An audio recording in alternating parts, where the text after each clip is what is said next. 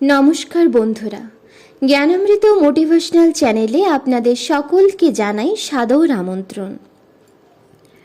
আমরা প্রত্যেকেই তাড়াতাড়ি অর্থাৎ কম সময়ের মধ্যে সফলতা পেতে চাই, সেটা শারীরিক উন্নতি হোক বা মানসিক, আর্থিক বা আধ্যাত্মিক উন্নতি।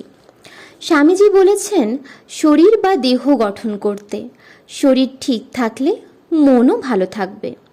কয়েকদিন ব্যায়াম করলাম, তারপর ভাবলাম আমার শরীর তো ঠিক হচ্ছে না। আবার মানসিক ডিপ্রেশনে আছি, কয়েকদিন খুব মেডিটেশন করলাম, তারপর ভাবলাম মন তো শান্ত হচ্ছে না।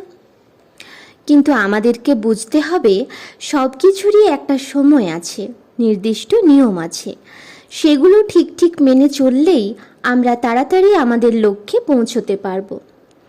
আধ্যাত্মিক পথে তাড়াতাড়ি এগিয়ে যাওয়ার জন্য বা দ্রুত অনুভূতি লাভের জন্য যুগাবতার শ্রী শ্রী ঠাকুর রামকৃষ্ণদেবের কয়েকটি মূল্যবান কথা আজকে আমরা এই ভিডিওতে আলোচনা করব। ভিডিওটা ভালো লাগলে অবশ্যই লাইক, কমেন্ট, শেয়ার করবেন। আর এই ধরনের ভিডিও পেতে আমাদের চ্যানেলটিকে সাবস্ক্রাইব করে আমাদের পাশে থাকবেন। তাহলে চলুন পরমেশ্বরের চরণে প্রণাম জানিয়ে ভিডিওটা শুরু করি। প্রথমত ঠাকুর বলছেন সাঙ্গ অর্থাৎ অনুষ্ঠান সহ সকল ধর্মই সত্য, যত মত তত পথ। দ্বিতীয় ঠাকুর বলছেন একই জলকে আলাদা আলাদা ভাষায় কেউ জল বলে, কেউ বলে পানি, তো কেউ আবার বলে ওয়াটার।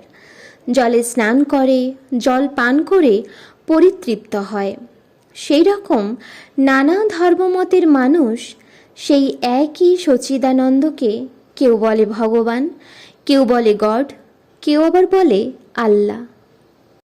তৃতীয়ত শ্রী শ্রী ঠাকুর বলছেন যেরকম সিঁড়ি দিয়ে ওপরে ওঠা যায়, ঠিক তেমনি বিভিন্ন মত ও উপায় দিয়ে সেই একই পরমেশ্বরের কাছে পৌঁছানো যায়। চতুর্থ হলো দূরে অবস্থান করার জন্য পূর্ণরূপে দেখতে না পেয়ে কেউ দেখছে কান, কেউ দেখছে পা, কেউ বা দেখছে সুর। এইসব দেখে হাতি, এই নিয়ে তারা বিবাদ করছে। কিন্তু যে কাছে গিয়ে দেখেছে সে দেখেছে যে কান, যে পা, যে সুর সেই একই হাতির। ঠিক সেই রকমই সেই অখণ্ড সচ্চিদানন্দকে যে যেমনভাবে উপলব্ধি করেছে সে সেইটুকুকেই পূর্ণ বলে প্রচার করেছে।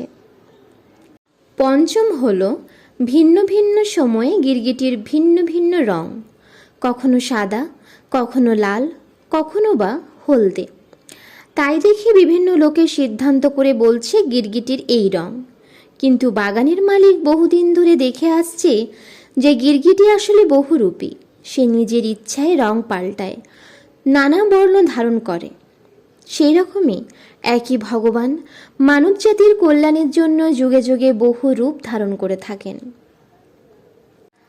ঠাকুর আরও বলছেন ঈশ্বর বুদ্ধিতে যারা কাঠ, মাটি, পাথর ইত্যাদি পুজো করে আর যারা জপ, ধ্যান, ধারণা করে উভয়েরই সমান ফল হয়, কারণ উভয়েরই তো উদ্দেশ্য ঈশ্বর লাভ। মূর্তি পুজো, জপ, ধ্যান করা এসব তো উপায় মাত্র। অতএব মত বা উপায় নিয়ে বিবাদ না করে যে যে মতে বিশ্বাস করে তাকে সেই মতে ঈশ্বর সাধনা করতে দাও। বন্ধুরা, শ্রী শ্রী ঠাকুর রামকৃষ্ণদেবের এই অমূল্য কথাগুলি আমরা যদি আমাদের জীবনে মেনে চলতে পারি তাহলে আমরাও আধ্যাত্মিক পথে দ্রুত এগিয়ে যেতে পারব।